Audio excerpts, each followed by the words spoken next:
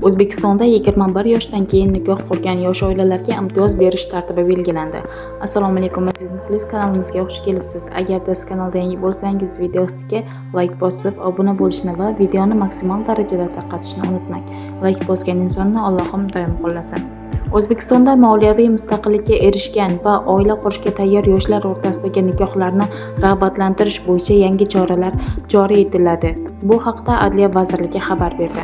Unga ko'ra, 2027-yildan boshlab har ikkala taraf kamida 21 yoshga to'lgan va ilk bor nikohdan o'tayotgan yosh oilalarga davlat tomonidan qo'shimcha imtiyozlar taqdim etiladi.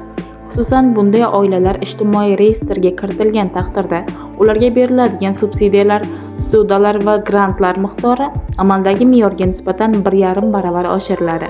Shuningdek, nikoh shartnomasini tuzgan fuqarolar uchun nikohni qayd etishda undiriladigan davlat boji bekor qilinadi.